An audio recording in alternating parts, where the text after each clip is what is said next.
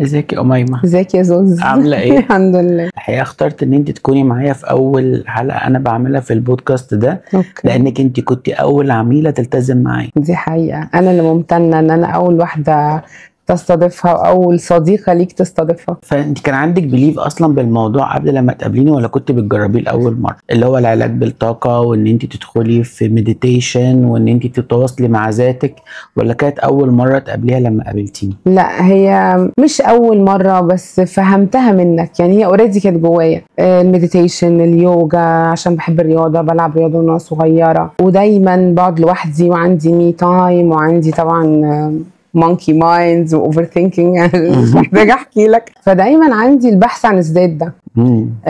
نفسي لوامه، بدور بسعى. انت بقى خدت بايدي، عملت لي تايتلينج للقصه. اوكي، احنا اتقابلنا. انت كان عندك مشكلة في صوتك. دي حقيقه. يعني انت كنت بقى اول ما انا قابلتك خالص كان عندك مشكلة في صوتك، لانك كنت خارجة من صدمة معينة في حياتك. اولا هقول لك، انت وضحت لي مشكلتي فين. يعني ما كنتش فاهمه او ما كنتش واخده بالي ان انا لما بزعل صوتي بيختفي. فاكر كان ما بقيش يعني بشاور لما بتعرض لصدمه او ازعل بجد زعل قوي، وده حصل طبعا كتير يعني على يدك. فكان صوتي بيروح ومبقاش قادره، ومحدش مفسر ومحدش فاهم، مش عارفه اعبر، مش عارفه اتكلم، مفيش صوت. انت لازم تقولي انت عملت ايه، يعني انا عايزه اعرف انا ايه اللي عالجني. فكنت فعلا لما اول حاجه واضعف حاجه فيا، اعتقد ده للسبب، يعني اول حاجه بتتاذى لما بزعل او اتصدم، صوتي بيروح، نو فويس، بشاور. لما اتقابلنا اول مره واكتشفنا موضوع ان انت صوتك عندك فيه مشكله، وبدانا ان احنا نعمل سيشنز بعد كده كذا مره ونتكلم وكذا وكذا وكذا.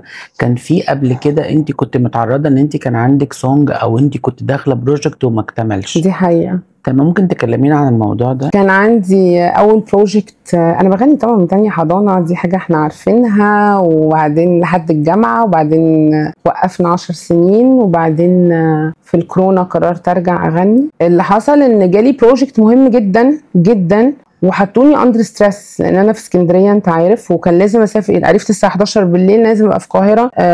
عرفت الفجر، كان رمضان الفجر 4 مثلا 3 مش فاكره ونافر يعني، وكان لازم ابقى في القاهره 11 الصبح بلبس، بتجهيز، باغنيه احفظها وانا في الطريق.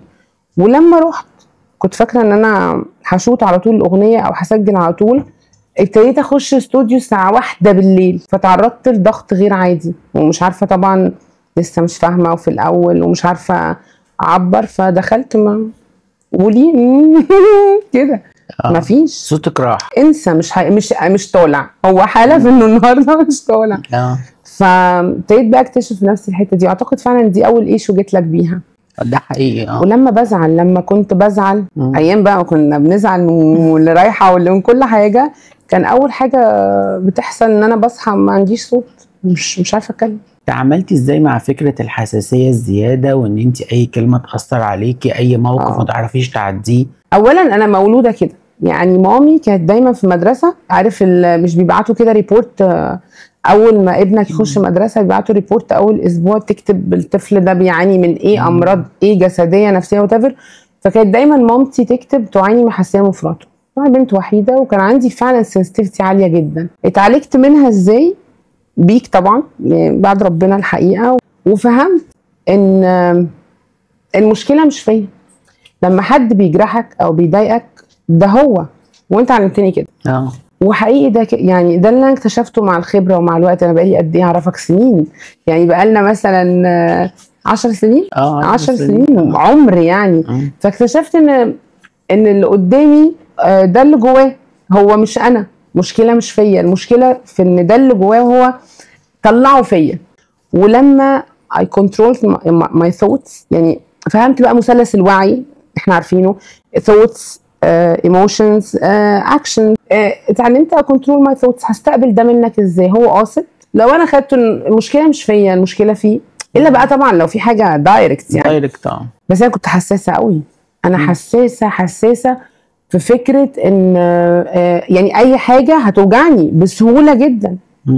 يعني بس مش هعمل زعلة زي ما انت فاهم طبعا، انا مش عنيفة يعني، بس هتأثر بسهولة جدا من اي موقف. فتعلمت ازاي استقبلها واتعامل مع مشاعري ازاي.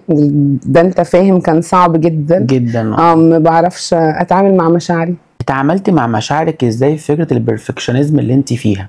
يعني انت دايما بتحبي كل حاجه مظبوطه وبيرفكت وبالمسطره وبالكذا كذا كذا. خلي بالك كنت تعبانه جدا. انا فاهم الموضوع ده متعب، اكيد مش انا لوحدي يعني. الناس اللي عندها موضوع البرفكشن كل حاجه لازم تحصل بيرفكت ده متعب يعني. ما كنتش بنام لو ورايا حاجه ما بنامش، فبالتالي الحاجه مش تطلع حلوه لان انت اصلا مش اوفر باور يعني، ما عنديش انرجي لان انا مستهلكاها في التفكير والترتيب والتنشنه. لقيت ان مش بيرفكت. واتس رونج يعني، مش لازم تطلع بيرفكت.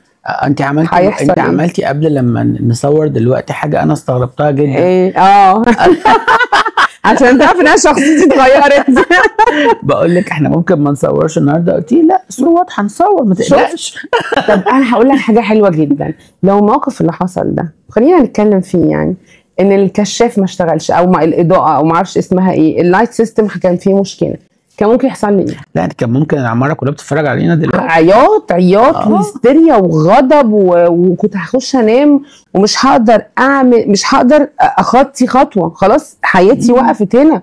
لا زيزو ثانك يو سو ماتش. الموقف ده فكرني بايه؟ يو سبورتد. عارفه الموقف ده فكرني بايه؟ مش هتصدقي. اول حفله كانت ليكي يا الله. انا هتكعبل على المسرح. انت كنت متمرنه كويس جدا. تمام، بس كان اللوك اخد معاكي فيها وقت كتير قوي. الكوافير واللوك اللي تطلعي بيه عيطت واللبس اللي انت كنت تلبسيه وكله كله كله كله. انا كان كل تفكيري، انا كنت معاكي من اول يوم، انا كان كل تفكيري انا كنت خايف صوتك يروح على المسرح. طب زيزو انا اول مره اقول لك، اكيد قلت لك في وقتها يعني، بس لازم اقول لك ده انا يعني البني ادم الوحيد اللي فكر اوت اوف ذا فاميلي يعني انه يجي لي ويقف معايا ويسابورتني في اللبس، وانت كنت معايا خطوه بخطوه. انا كنت مرعوب طبعا. عارفه مرعوب ليه؟ انا كنت قلت ممكن لو طلعت على اول مره على المسرح صوتها يروح. فكنت يعني كنت في ستريس فظيع. انت اليوم ده ما كنتيش راضيه عن اللوك بنسبه كبيره؟ لا يعني احنا ممكن نقول ده طبعا خالص. انت ما كنتيش راضيه عن اللوك ده اصلا، وانت نازله ما كنتيش قابله خالص الموضوع. ورحتي وكنت يعني مبهدله الدنيا خالص. لو حد في نفس الموقف تعملي ايه في وضع زي ده؟ خالص مش هشغل بالي. شعري عاجبني، شعري مش عاجبني، فستان، هو الناس جايه تسمع الصوت، الناس جايه تتبسط بالاغنيه، هفكر بالطريقه دي. بص هقول لك حاجه اتعلمتها منك لما كنا بنتكلم في ان دايما سايبه المليان وبدور على ناقص. اكتشفت لا، طب انا ليه ماسكه في واحده مضايقاني ومش مضايقاني بقى، انا حاسه ان هي ما بتحبنيش قوي وفي 100 انسان بيحبني قوي، فانا راكنه ليه ال100 على جنب وقاعده عامله كده للواحده. ليه وحقيقي. وغاده كريم بصراحه وحشتنا، كان لسه قاعده معانا. دايما كنت اقول كده، اقول هي يعني كانت دايما تقول لي كده اميمه انت ليه عامله فوكس على الواحده؟ ما في 100، في 10، في 2 تانيين. لا ما كنتش كده. انتوا استحملتوني ازاي بجد يا زيزو؟ الحقني يا زيزو. لا عشان ما هو كان ورا ده احنا كنا شايفين، انا او غاده احنا كنا شايفين ان في فنانه، في حاجه بتطلع، كل الناس شايفه الا انا، في تقدم. لا انا ما كنتش شايفه كده، كان افكاري. ما انا بقول لك الانسان لو كنترول افكاره هيبقى احلى بكتير. انا في الوقت ده، وخلي بالك هي ترتيبات ربنا برضو، ان انا اقابلك فانت تاخد بايدي وتساعدني وتبقى معايا لحد النهارده، ربنا يديم بينا العشره الحلوه يا رب، وبتسبورت وستيل برضو عندي وقعات يعني، برضو ستيل بسمع يعني، بتبقى محتاج وقت. يا زيزو اعمل ايه؟ اكيد انا هنسى، اكيد انا في وقت هقع فيه، لا بلاقي سبورت. فده دعم الحمد لله كبير جدا الحمد لله. بس لو الانسان اتعلم ان هو يكنترول افكاره، لا انا مش هفوكس على شعري. احنا قعدنا في موضوع تخنت قوي ده كتير. احنا هنكشف ورقنا كله، عايزه اعمل عمليه. لا لقيت ان يعني بالراحه، بس اصبري وحاولي وجربي وخستي وما تناميش زعلانه بصحى عامله ازاي لحد النهارده. عندي مشكله دي، لما الكورتيزول بيعلى من الزعل ببقى جسمي غير. طب بالنسبه لموضوع العمليه، عشان احنا فتحناه ما كانش دوره دلوقتي بس احنا هنتكلم فيه خلاص. اوكي. انت حواليكي صديقات كتيره جدا من الدايره القريبه عملوا العمليه. اوكي.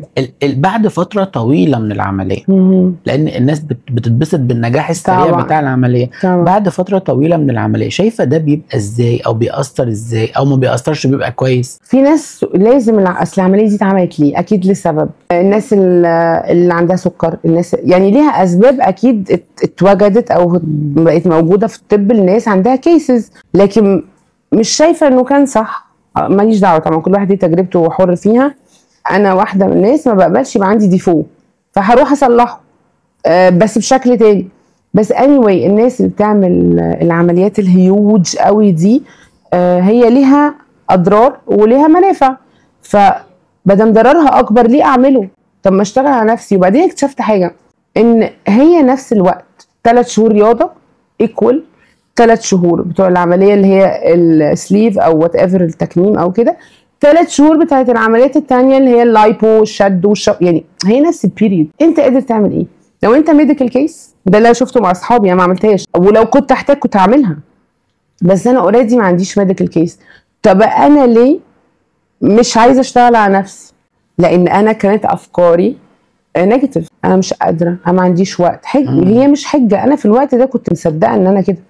هي الفكره مش ان انا مش قادره، انا كنت هقدر، بس كنت محتاجه افضي الكركبه، محتاجه ابليف في نفسي، اصدق في نفسي، اشوف ان لا هقدر. وبعدين الانسان بيبقى شايف على او انا كنت شايفه ان على الشورت بيريد، شايفه الموضوع هغني هنجح، هغني هتعرف، هغني هتطلع لا خالص. اتس اباوت ذا جيرني. او انت فهمتني ده، ان الموضوع رحله، هنكمل هنا، هنقع هنا، هنستمتع، نروح نعمل ده. في ناس كانت كويسه جدا معاهم لحالتهم المرضيه، وفي ناس لا، انا شايفه ان هم اتاذوا جدا. الست اللي تبقى قاعده في البيت وتبقى مكسله ان هي تنزل تروح الجيم، او تاخد خطوه ان هي تعمل رياضه، حتى لو تنزل تتمشى حوالين البيت او ترقص او كذا وكذا.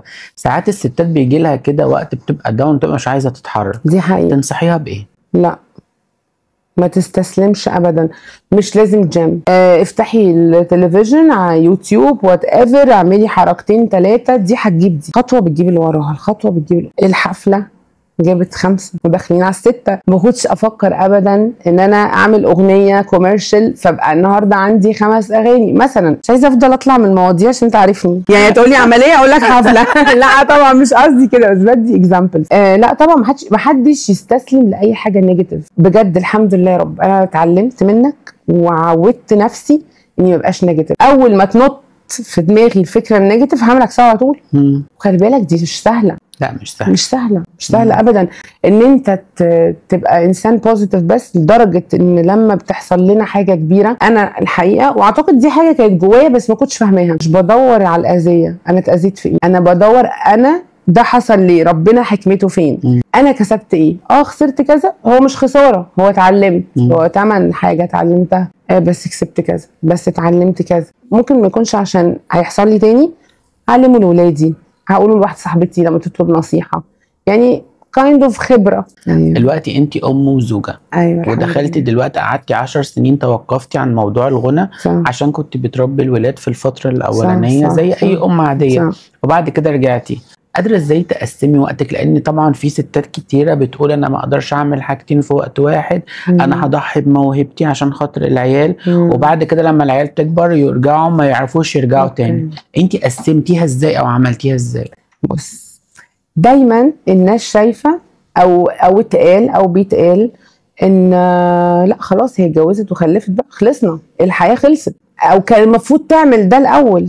لا، باي اكسبيرينس وبالخبره. وكنت انا من الناس دي على فكره، يعني كنت من الاول اقول خلاص بقى انا بفكر في ايه، بس الحلم مش قادره، صاحيه نايمه مش قادره، انا على المسرح. والله يا زيزو فاكر يعني ما كنتش بس بحلم ان انا اغني وابقى، لا انا طول الوقت I belong to this place، انا في حاجه ربطاني بيه، وما كنتش اتخيل انا ممكن ارجع اغني تاني. على فكره هم في سن دلوقتي ديبندنت على نفسهم، مش على نفسهم طبعا 100%، بس قصدي عارفين اللي عليهم، عارفين في مذاكره، عارفين في تمرين يعني. خلاص اتعودوا، فبقى الموضوع فلكسبل، بقوا هم فاهمين. يعني عارف لما تقول ايه، انا خلصت اللي عليا بدري، هو لسه عليا طبعا، بس خلاص اقدر دلوقتي I have the space ان انا اعمل حاجه لنفسي. ولما بقيت بعمل حاجه لنفسي بقيت بديهم اكتر، وهم فخورين بيا جدا. ومامي مش حد عادي يعني، على الاقل مامي ناجحه في حته، وانا شخصيتي اتغيرت كمان. ايه الفرق بين الحفلات اللي انت عملتي؟ يعني انت عملتي حوالي 5 حفلات وداخلين ان شاء الله ان شاء الله على السادسه يعني. ايه الفرق بين اول حفله وتاني حفله وتالت حفله؟ أميمة كلميني عن الموضوع ده كتير. عايز تعرف ايه؟ مثلا اول حفله هقول لك كنا بنهتم باللوك اكتر او بالبروفات واللوك اكتر. بعد كده بقينا بنهتم بالبروفات قوي قوي قوي قوي قوي قوي، واللوك بناخده في الاخر خالص. وحقيقي. والنهارده بص داخله على السادس حفله، انا ما اعرفش هلبس ايه. كنتش بقى زي الاول يقول لا وانا مش عارفه ايه ويجري يعمل مش عارفه ايه. هيحصل برضو الحاجه لما بتحقق قدامك غير لما تكون لسه في دماغك. يعني لما بتحصل قدامك خلاص يو جود بليف ان هي هتحصل. مالك جريتي زي مشيتي زي سحفتي، هي نفس النتيجه، هنوصل نفس الموضوع. فلا كنت بحط اولا، كان عندي مخاوف خطيره دايما مأخره بيها نفسي، وانت دايما تقول لي كده. يعني بفكر ايه ده لما اطلع على المسرح الكعب المايك هيفصل. لا اتغيرت وبتاخد خبره. طب هقول لك حاجه، اخر حفله كان ممكن جدا يغمى عليا كده لو ما بقتش من جوايا قويه في ان انا ما عملتش بروفا اصلا مع الفرقه او مع نص الفرقه. دي كانت صعبه قوي. وانا اتحطيت في الموقف والحمد لله يا رب اتسترت يعني. بس اوكي كان الاول، وكمان جو مختلف عن اللي انت بتغني فيه. طبعا يعني مش موسيقى عربيه، مش لا لا لا لا لا لا, لا. مش نوت يعني، دخلتي في حاجه انت اترميت في البحر. فاوكي هغني. كان الاول الموقف ده مش هيعدي. وفي حفله كنت زعلانه جدا جدا واندر ستريس جدا. نمت صحيت تحت عيني بيربل موف، وقعدت كذا يوم مش فاهمه دقيق. طلع ان ضغط عيني على، فكل عين نزلت نص من الاسترس. فاهم الشخصيه؟ لان برضو استسلمت لفكره ان وحشه وكل حاجه بايظه. لا it wasn't. ولما شفت على ارض الواقع ان الناس حبتها والناس صورت والناس اتبسطت والناس شيرت الحفله انت عامله في نفسك كده ليه؟ يعني فاهم قصدي؟ لان انا استسلمت الفكره. ايه اكتر اغنيه بتتشير لك ولما بتشوفيها بتتبسطي قوي؟ اكتر اغنيه بتتشير لي من حفلات. الحفلات هنيجي الاغاني بتاعتك. وصفوا لي الصبر ام كلثوم. اكتر اغنيه اتشيرت. واكتر اغنيه على اليوتيوب جابت مشاهدات اورجانيك عامه، يعني كل شغلي اورجانيك، كانت اقرب حاجه يعني فراق حبيبي. كنت وعايزه اقول لك حاجه، انا صورتها كده برضو من غير اي مجهود والدنيا لطيفه يعني بالراحه. هنيجي لاغانيك انت بقى. انت عملتي حاجه ما كانتش بتتعمل بقالها فتره. ايه هي؟ النشيد الوطني. دي اول اغنيه عملتها. يعني احنا حتى لما شيرين كانت غنت الاغنيه الوطنيه كانت غنتها بمقسوم وما شربتش من نيلها وكانت مشت بايه. وقبليها كانت بلادي بلادي برضو كانت نفس الطريقه. لكن انت طلعتي غنيتي مصنع رجال نشيد مارش وكنتي جاده فيه وقلتيه حلو وكذا وكذا وكذا. انا بحب الوطني قوي. كلميني عن الموضوع ده. اولا دي اول اغنيه عملتها خالص، ما حدش عارف ده. يعني كل الناس ما فهمتش يعني كانوا فاكرين تم جميلك اول اغنيه. لا، اول اغنيه عملتها وطني، وانا ده كان قراري، انا عايزه اغني اغنيه وطنيه جدا. لما سمعت اللحن والكلمات عجبوني قوي، وانا حباها فيها النيرف العسكري. انا يعني عجبتني جدا. طب انت صوتك ما شاء الله ما شاء الله قوي وطبقه مختلفه. تمام.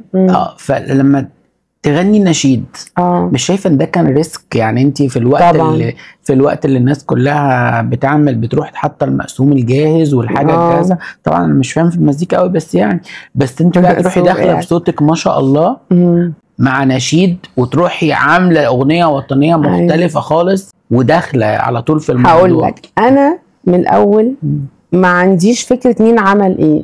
أميمة ستيبل نفسيا، متصالحه مع الموضوع ان هي بتعمل حاجه بتحبها. فانا عايزه اغني ايه؟ عايزه اغني وطني، هعمله. I'm not looking forward. يعني والله ربنا وفقني واتسمعت ونجحت، هبقى سعيده جدا. انا واصحابي سمعناها برضو، انا مبسوطه جدا. نفس انا وانت سمعناها، فانا نفس القدر. انا اول مره سمعتها كان معاكي في عربيه، كانت اول فيرجن خالص. اول ده قبل ما ايوه قبل ما تتظبط. تعرفي ان انا اول فيرجن ده بحبه اكتر من اخر فيرجن فعلا. بصي بيبقى قرار الموزع، قرار مهندس الصوت، قرار الملحن، ما بيبقاش قراري على فكره 100%. يعني ده على فكره انا عايزه اقول لك حاجه، دايما الناس بتقول ان الاغنيه شاعر وملحن وموزع طبعا ومطرب، يعني هو مين اللي هيقدمها في الاخر على الموضوع؟ المطرب. بس بجد بجد اهم حد في الموضوع بالنسبه لي مهندس الصوت. مهندس الصوت هو ممكن يوديك في حته ويجيبك في حته ويو هاف نو اوبشنز وتشتغل عليها كتير جدا. بس فاكره أميمة الطفله؟ طبعا. حابه تتكلمي عنها؟ واي نوت. كانت مبسوطه ولا كانت زعلانه؟ مبسوطه. ما كنتش يعني اللي كان ممكن ياثر عليا نيجاتيف ما كنتش فاهماه. وبصراحه اهلي عملوا ما حسسونيش ان انا عندي مشكله. يعني بابايا توفى انا عندي 1 سنة و8 شهور، عمري ما حسيت ان انا ما عنديش اب مثلا. يعني ما وصليش المعنى. ما وصلكيش المعنى. يعني انا كنت شايفك بتكلمي صديقه قبل لما نبدا التصوير، كانت بتتكلم عن بابا، رحت قايله طب ايه المشكله؟ ما انا بابايا كان عندي سنه مش موجود، ايه المشكله يعني؟ المعنى ده بالنسبه لك بيمثل ايه؟ هقول لك، اكيد حصل لي حاجات في حياتي كنت في الاول اقول ايه لو كان ابويا موجود ما كانش فلان مثلا قال كذا او الكلمه الفلانيه او التروما بقى اللي احنا عارفينها طبعا انت عارفها. فرجعت الاول لقيت لا هي كلها ترتيبات ربنا، وربنا يعني والله مش خطة. طبعا ربنا عامل لك بلان وبيخيرك وانت وداك عقل عشان تحاسب. هتختار ايه؟ انت هتختار تتعامل مع الموقف ازاي. هحط ايدي على خدي لو كان عندي اب بقى، ولو كان مش ولا وان وكانوا مش مهم. انا دلوقتي فين وبعمل ايه؟ انا لوحدي هو مش موجود، فاهم؟ هتعامل مع الموقف ازاي؟ فلا ما يعني اكتشفت ان انا غلطانه. لا ربنا موجود. انت ست بتاعت معاني. يعني جداً. كل حاجه عندك ليها معنى. ايوه. تقولي ايه المعنى الاب؟ يعني الاب بالنسبه لك بيمثل معنى ايه؟ انا يعني I didn't went through التجربه، ما اعرفش يعني ايه اب الحقيقه، بس سند، دعم، ظهر. وما خلينا بس متفقين يا زيزو ان انا شفت برضو اب ما ملوش دور يعني في المجتمع. عادي جدا بنقابل ده. فين باباكي؟ لا ماما. فين ماما؟ لا اصل ما فيش ولا بابا ولا ماما. عادي. بس الاب بالنسبه لي دوره ظهر وسند. والام؟ انا النماذج عندي متلخبطه الحقيقه، يعني خلينا انت فاهم. انا عندي الام اب، يعني امي ربنا يديها الصحه يعني كانت اب.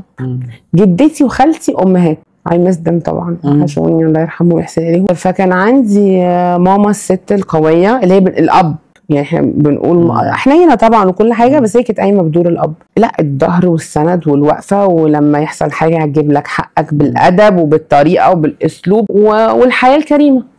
حقيقه يعني ان هي توفر لك بقى حياه. يعني انت الاب بالنسبه لك حياه كريمه وظهر وسند طبعا. ماما خسرت ايه لما قامت بالدور ده؟ يعني من وجهه نظرك النهارده لو انت بتتكلمي من حته فيمينين شويه، ماما خسرت ايه؟ لما بابايا توفى كانت مامتي صغيره جدا 24 سنه. النهارده لما بشوف صحباتي سواء ديفورست مطلقين او ارامل بقول لها ما تكمليش لوحدك. ليه؟ مامتي مودياتي بص هتبهدلني معلش يا ماما بقى.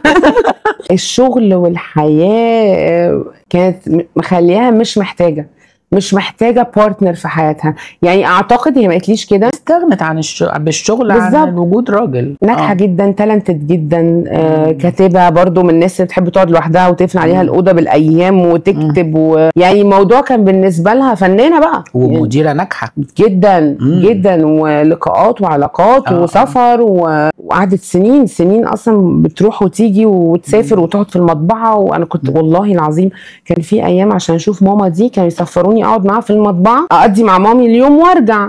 انا كنت في بيت عيله، فاهم قصدي؟ عشان كده بقول لك انا ما حسيتش قوي ان ما عنديش اب. عندي جد وعندي خلان وعندي عيله، وعندنا يوم الخميس ده شكله ايه في البيت. لا الموضوع يعني انا فضلت في بيت العيله من وانا عندي يوم يا زيزو جدتي الله يرحمها ويحسن الله لحد ثالثه اعدادي. كان لازم بقى خلاص انا داخله ثانويه عامه، او كنت بقى اي جي وثانويه عامه في الدايره اللي لفتها دي.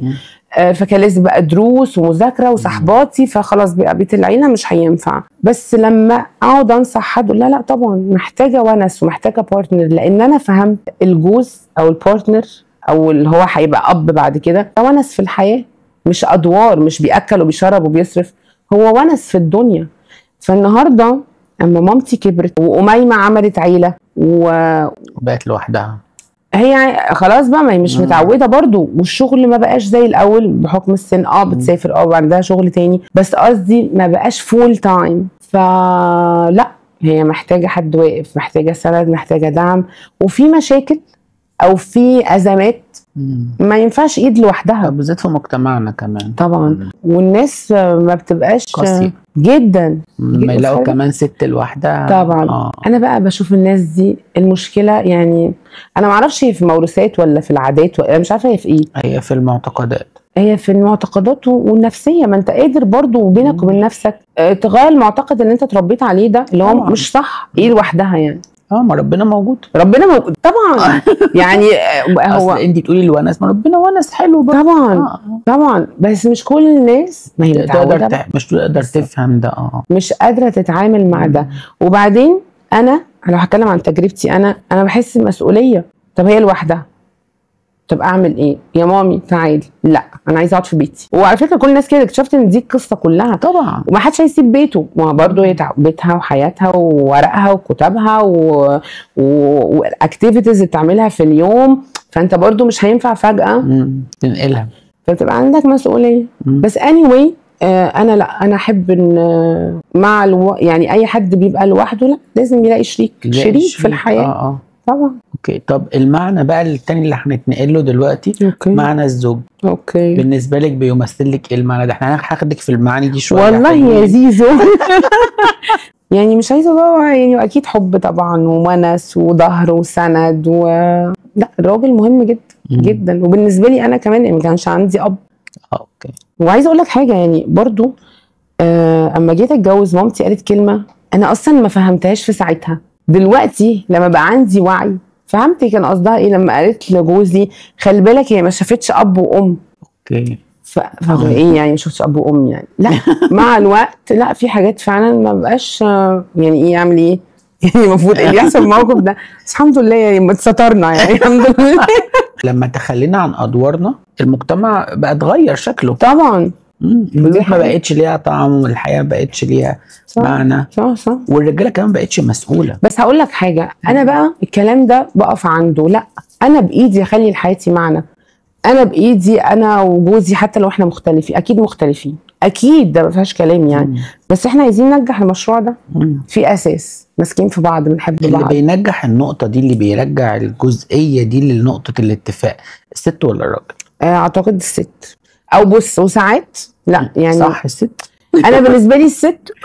وفي رجاله لا واعيه، في رجاله على فكره هي اللي تبقى سانده الست واوعى منها وعارفه تهندل القصه. قليلين بس قابلتهم صراحه. يعني دايما الستات تعمل مشاكل برضو ونكد فهو بقى بيحتويها، ولا هو بقى هيقف بقى والند بالند فهنخرب الدنيا؟ لا طبعا.